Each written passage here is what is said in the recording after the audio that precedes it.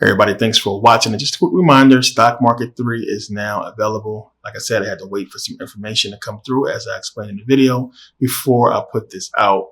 This is really for anybody who is investing in stocks, one, but people who are looking to start up businesses. If you are trying to open a business, if you have an existing business, you want to see this video, you want to get this information as I talked about before. If you have no money, if you have $0, it's going to require you to have very little money to really start up a business.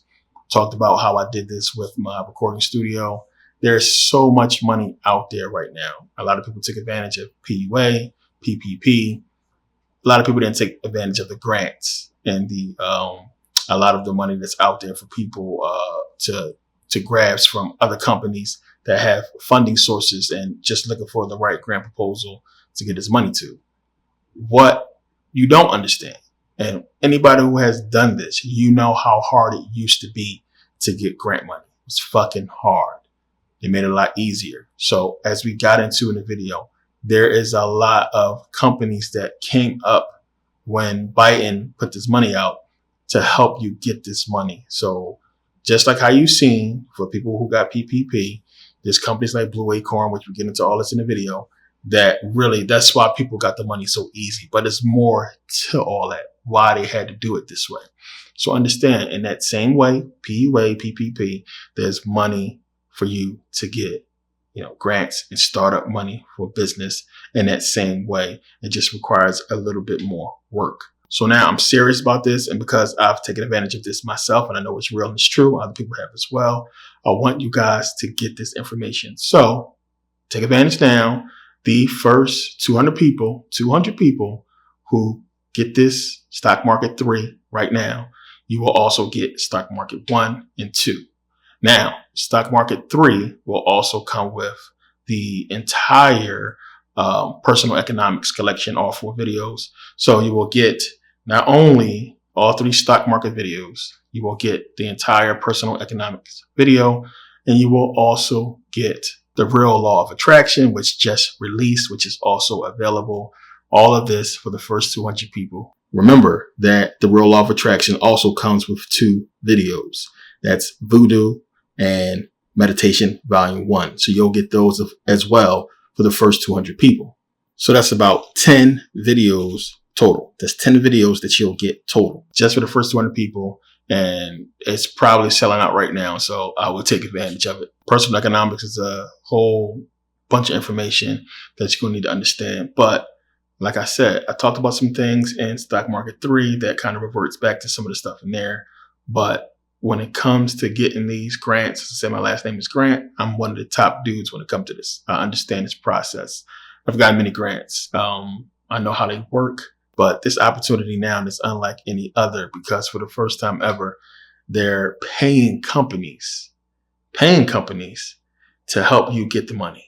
And there's a reason behind this, as I said, we talked about in the video. So again, if you are looking to quit your job, because a lot of you are facing this corona thing and you got to get vaccines and a lot of people don't know what to do. If you had an idea to start up a business, or if you're interested in starting up a business, or if you already have an existing business, there is a lot of stuff you qualify for. This is information you're going to want to know. And we get into the stocks that we talked about in the whole thing. So definitely take advantage of this information. So now, I got balloons over my shoulder because, I am the proud, father of a 21-year-old son. And my son turned 21 on the 9th. And he stays here when he comes to Vegas. A little vacation apartment I have for friends and family. But 21-year-old son. And it's still me trying to process that. I got a 21-year-old son, and me thinking about, where I was when I was 21 in the military and all that. But a lot of you guys, I'm seeing so many people who I know that, got kids older than my son. And a lot of people still working and struggling, because once you get into the race, it's like you have to keep up with the whole thing, Once you start working, you got money coming in, now you either got a mortgage or you got an apartment, you done bought stuff and furniture, you've been living there for a while and you're settled in. You lose your job, it's a scramble. And then some people work paycheck to paycheck. The freedom, I was living in an abandoned house, I was poor. Like even when I got out the Navy, it was a struggle through law school and everything like that. I was sleeping on a friend's couch. When I lost my recording studio, I lost my apartment, I lost my Benz. You know, I was surviving off stock, and you know, stuff was rough. And you know, you look at all that stuff, and it's like, damn, me today, looking at 21-year-old son, looking at everything I got, it's like, damn. But what I remember is the fucking work. It's hard work, getting that grant money, all the studying and, you know, looking online and figuring out how to get this money is tough. And then in me, I said to myself, like, I know, even if I took the time to put this out, a lot of people are not going to do it because it's a lot of work. It's so much work, especially the business plan. That part hasn't changed much, but, you know, we talk about this in the video, but it's something you have to do. You want to have your grant proposal. But the main thing is, if you got PPP, if you got any of that money, PUA, what have you, you've seen how easy it was. And that's the point of the video, for you to understand just how easy it was when you got the PPP or if you got the PUA money. That same process is easy for you to get this grant money and this startup money for your business. It's the same thing. So you have companies like Blue Acorn, as I said, we talked about in the video. You need to know it's other companies like this that exist that's going to help you with everything. They really just need you to exist and be, you know, legit in order, you know, to get this. And it's something that, you know, they're really trying to get minorities, Black people, you know, to really get. And as I said, we talk about this in the video. It's a lot of stuff. It's deep. Make sure you take advantage of it. Like I said, first 200 people, you will get all 3 stock market videos. You will get the whole 4-part of personal economics, as well as the real law of attraction video. First 200 people. So in advance, thank you for supporting. But getting to this video. Again, me getting into the Bible, biblical stuff. And it's more people jumping into the discussion. It's a few people who follow me, my personal page on Facebook, and a few people follow me on Instagram. If you're not following me on Instagram, you're tripping. If you have an Instagram, make sure you follow me on Instagram at The Real Merkabah. Follow me. Like I said, I'm not critiquing your page and all that. Just follow me. I put a lot of stuff on there on my Instagram. Make sure you follow. Also, make sure you also subscribe to my second YouTube channel, you know, in case something happened with this one. I also upload these videos on there and information on there as well. But Christianity right now is, you know, it's done.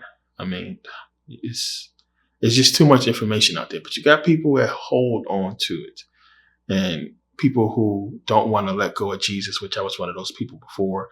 But you got to understand, it's too much common sense information out there for you to still be holding on to this. And I'm talking to the people that's on the fence, because I know a lot of Christians follow me that's just looking for information and want to learn more. So you got to understand, you know, know Jesus and what this is. And I'm getting into, you know, so much information on this YouTube channel. It's so much that's out there besides me for you to grasp it now, you know, that it's bullshit. You know, so many different understandings of where Jesus comes from. Jesus is really a metaphor for the Son, but he is, you know, allegorical in so many other things. He is esoteric with so many other things. So understanding that this is a Roman creation. Okay. So when I talked about Jesus' name, and a lot of people point this out with Jesus, you know, Jesus is Jesus. It's the same way you spell Jesus. And Jesus, you know, it's a Spanish name. It's Puerto Rican. I had a friend named Perez de Jesus. Shout out to Perez de Jesus. I was in the Navy with him. And I remember in boot camp, we used to call him, we say praise to Jesus, because his name was Perez de Jesus. But Jesus.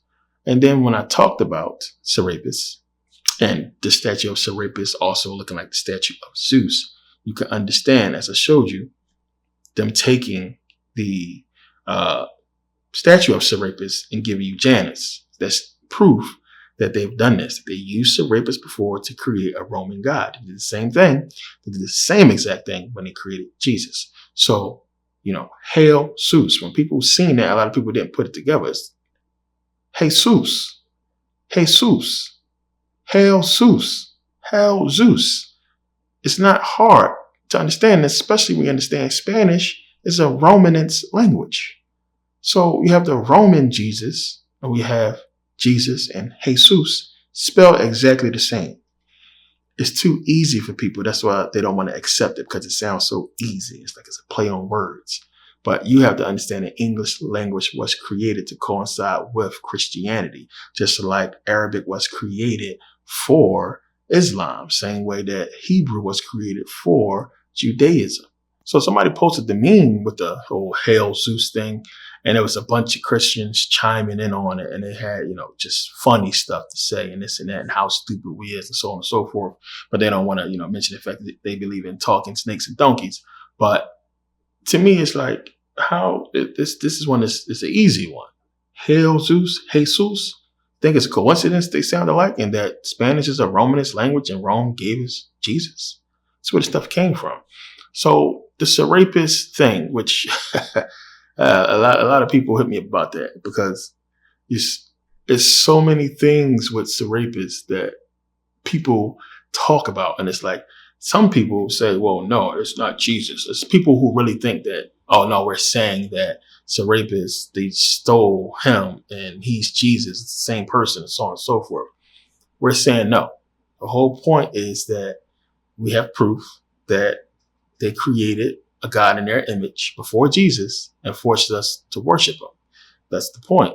It's not that we're trying to make it and say he's Jesus and he's a copy. And now forget all that. He is a copy, but the major point here is proof that they created an image for us to worship before Jesus. And then it just so happened that the image of Jesus looked like this guy. And that we have on record also that they used this guy to come up with other Roman gods. And then a lot of people don't understand history. And yeah, of course, we know Greece was black. We know Rome was black. Understand that. But they took over. And then this stuff was established. So if all this stuff happened, right? All this deception, all this conquest of what happened, how could you sit there and still believe in the book that was given to you by the people who stole everything from you? I'm trying to figure this out. Don't even forget the slavery part. Just even before slavery. Because then the argument is going to be, well, we didn't just have the Bible, during slavery. We had the Bible before slavery. And yes, that's true. We had the Bible before slavery that was scarcely taught in different, cities and countries in Africa.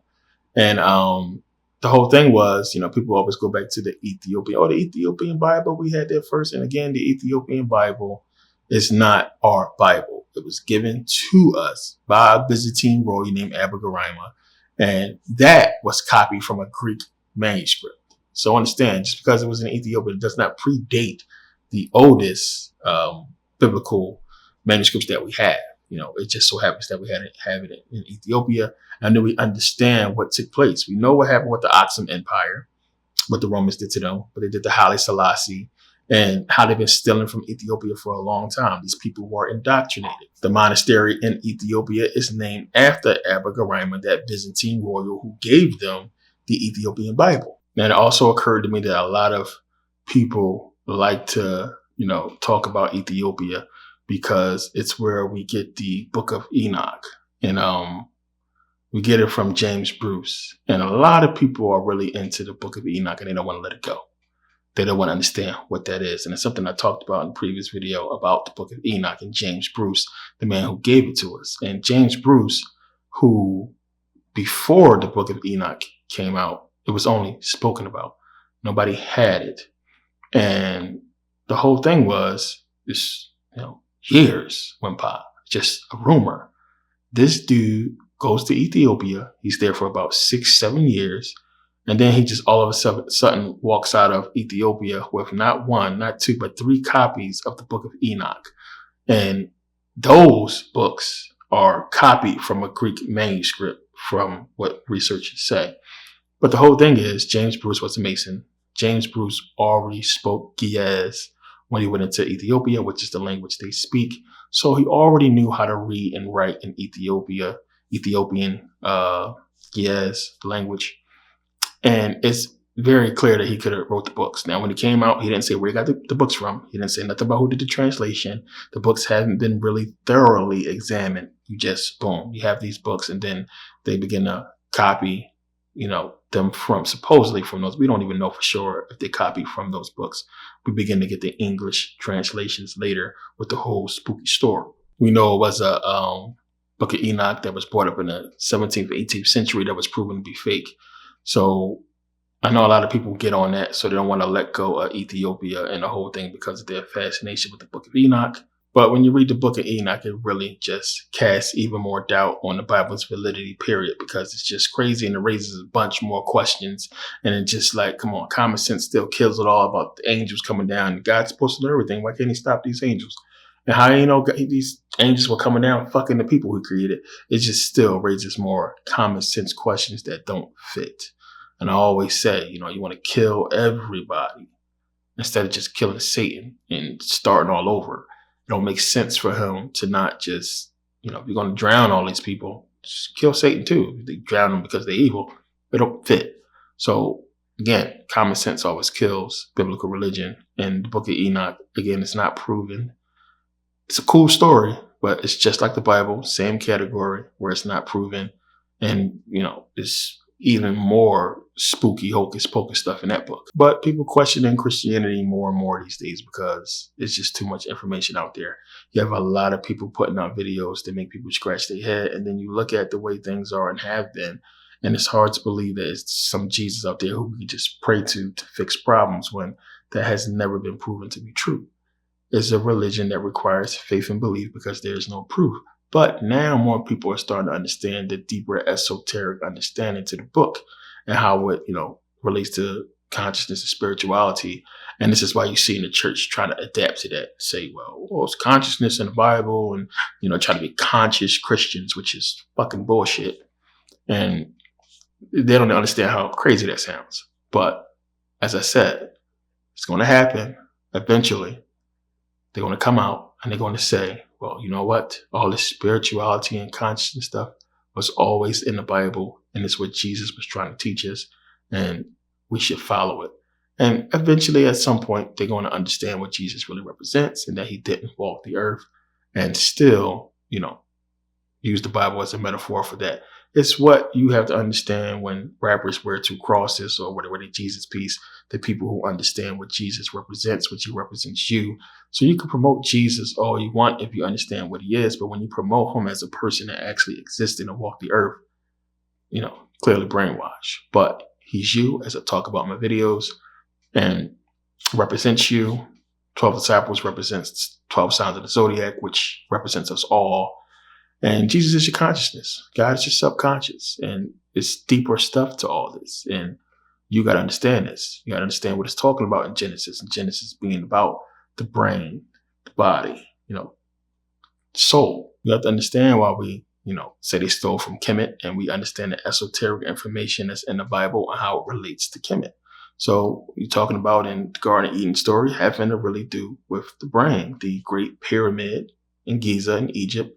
It has to do with the brain. You have the king's chamber, you have the queen's chamber, higher and lower chambers representing higher and lower consciousness, higher and lower brain.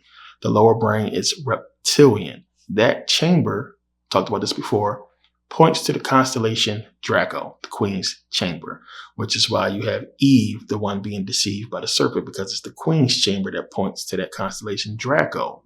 Draco, the dragon. But it's a serpent dragon. And then you go back to Genesis and you understand why God curses, the serpent on his belly. But what snake that's not already on its belly? All snakes are already on their belly. But a serpent dragon had, front and back legs. So that's what it's talking about. It's esoteric. It's giving you an understanding of what it means. Even the Garden of Eden story, it comes from the Garden of Hesperides, which the Garden of Hesperides gets into this whole thing. And it's about the fruit of immortality. Same stuff. This predates Christianity, by the way. But we give you this information for you to understand metaphorically what it's talking about, the esoteric understanding of what this stuff really is. You have the higher chamber, the king's chamber in the Great Pyramid, that represents the limbic system, or what they call the bird brain. Parrots can talk because they have a limbic system like humans. That's why they can speak English, which is crazy. A lot of people don't think about that. And when you look at the headdress on the Egyptians, and you see the whole double uraeus, and you have the bird and the serpent, it's not a coincidence. All this stuff goes hand in hand. It's what the book of Genesis is giving you esoterically. It's talking about the mind, the body, spirit. And again, it's questions that you just ask reading the book. And you get stupid answers, which is why we do what we do. It's like, okay, well, wait a minute. Who are these people that were created before Adam and Eve? But we're told Adam and Eve are the first people. Adam is made from the dust of the ground, but these people are made in the image and likeness of God. What is that? So it's giving you a masculine and feminine understanding about our creation, energy, and then the flesh, which basically, it's our vehicle for our energy. But it's made up of everything that we see around us, dirt included. So there is esoteric understanding, knowledge you must have for you to grasp what we're talking about in the Bible. The problem is people can't fathom that they understood this thousands of years ago. They understood atoms and everything way thousands of years ago. They understood about this stuff in the 1600s when, King James gave us his version. And as I said, it just sounds so easy. Oh, wow. Son is spelled S-U-N. It sounds just like son, S-O-N. But people can't see that it's not a coincidence that Jesus is called the Son of God, and we have the sun in the sky. And that the sun walks on water like Jesus walked on water. And without the sun, we can't get rain to turn grapes into, wine. So Jesus is a metaphor. He is an allegory. He is the sun. That's what Jesus is, Jesus, or Serapis, whatever you want to call him. That's what he represents. And there's so many different Bible verses that give you the understanding that God is the Son. And, so many attributes the Son have. We see God having those same attributes in the Bible.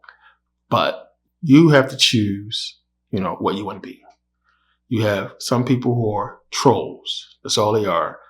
These people want to argue because they want to feel better about what they follow. Because when you're scared of something, you don't really want people to know that you're scared of it. You're scared of life. So, the Bible has to be real to them. And deep down, they know it's stupid. But they want to argue it because it makes them feel better about following what they follow. If you with a girl that everybody know ain't shit, and they start telling you why she ain't shit, you go and start naming all her good qualities. Well, she cooks and she does this and that, instead of realizing what they're saying. It's like, dude, she's a whore. You know what I'm saying? You're still trying to defend it. It's the same thing we have with these Christians. They want to defend something that they know deep down is bullshit. And that's what it is. So you have to choose what you want to be. Either you want to be a true Christian that follows the Bible, which none of you are because it's impossible to be that, or you're a troll. You're a troll who just want to argue and feel better and get validation for what you believe in. Or you are a person who's on the fence. And these are the people who I speak to, the people who are on the fence and are truly, actively looking for information to make it make sense. So when I put it to you the way I just did about understanding Adam and Eve and, stupid goddamn a woman cannot come from a man's rib. Like, come on, people. Cannot come from a man's rib. So what is it talking about? It's esoteric because we understand that Adam is the atom, and the orbit that an electron takes around the nucleus of an atom is called a rib. So that's what it's talking about. Eve. Eve means before. Christmas Eve, New Year's Eve. The woman existed before the man via the electron. Electrons are female. So that makes more sense than what the hell you read in a book. Then understand that this book just got here, and people that existed hundreds of thousands, millions of years before the book did. So what happened to those people? Why wasn't they, put through religion if it's everything? And then we get the book and it's telling us, hey, the world started this date, to try to make it make sense. But we can prove that we have trees older than 6,000 years old. But they try to make everything fit and make sense. But even still, that doesn't make sense because you have in the Old Testament God telling the Israelites to go out and slaughter all these people before the Bible was even made. So why are you killing all these people? And they don't even know what you want. They don't even know that it's a sin for them to not worship you because you didn't come and tell them. You didn't, there was no churches, there was no people preaching. You just wipe these people out. Make it make sense. It don't fit. So when you understand that these people are the indigenous people, our people, black folks, and that land belonged to them, and the Bible was trying to justify them, committing genocide and slaughtering and taking our land, to give us the Europe we see today. That's what it's about, which is why the book condones slavery and why we were given this book during slavery. It's a lot to all this stuff. So you have to choose what you want to believe and what you want to focus on. But, it's the best way I put it to people is we are simply doing our research. I get so many people that say to me, why you hate the Bible so much? Why are you doing this? What's wrong with you? And I say, well, this is something that largely takes away from our one experience here as us. So I want to make sure that it's true before I blindly follow it. And I understand the book, travel the world studying it, learn different languages so I can understand it more. But let's keep it real. You don't follow the book yourself. And if a homeless man that smelled like shit walked up to you and said, hey, God told me to tell you to give me everything that you own and then go seek him out in the desert, you will want proof of that before you did it, right? You wouldn't just blindly follow him, right? You will want proof. So why do you get on us for wanting proof about the Bible? Just like you're going to, check $100 bill to make sure it's real before you give a person change. That's all we are doing. We are simply checking that $100 bill, making sure it's real before we give up our change. We are simply making sure something that we are being told that sounds outrageous and crazy, like a man that smells like shit telling you to give you to give him all of your belongings. Oh, prove this to me. We're saying the same thing. Prove it. And we've done the research and we tried to find the proof and we didn't find it. Thus, we are here. But there'll be a lot more videos coming out for those who are looking and a lot of information on so much biblical stuff. But I have a lot of videos already on YouTube. If you haven't seen them, but I want to put more up-to-date stuff out. But, you got to be real with yourself at some point. Christians, the one who keep hounding me and emails after emails about bullshit. Yeah, you got to be real with yourself. And, you can believe in this stuff all you want. But we're going to do some research and we're going to make sure. And we have done that and we are where we are. But you got to be the one who choose for yourself what you want to do. And if this stuff is real to you and if it sounds real to you. And if you choose to follow it and stay Christian, then go do you. Don't be putting this on nobody, trying to force what you believe in on somebody because you want to feel more comfortable about it because deep down it's bullshit. But let people do them. You go do you because you cannot argue religion. That's why it requires faith. There is no proof. So there's no point in getting into a debate or argument with somebody about something you could never prove is true. So yeah, want to say that, get that out. But yes, people, stock market 3, you want to see it. Take advantage. First 200 people who buys the video will get all 3 videos as well as, well, even if you're not one of the first 200 people, stock market 3 will come with the entire personal economics collection. So it will come with that no matter what. But the first 200 people will get that as well as stock market 1 and 2 and the real law of attraction, first 200 people, because I appreciate you guys and I appreciate the support. And I know it's tough right now. A lot of people can't buy all the stuff and, I'm trying to help you guys out and this is the way I can do it. No disrespect to everybody who paid for it, but, I'm just trying to help people out and do what everybody does. You got to do stuff like this. And, yeah, it's a lot of information, but it's also a lot of prerequisite information you need to have. So I'm giving it to you guys in this thing. So yeah, thanks for taking the time to watch and thanks to everybody who supports and purchases and everything like that. And, stay tuned for the new site. I said Christmas Day, more information coming on that. And yeah, see you guys next video.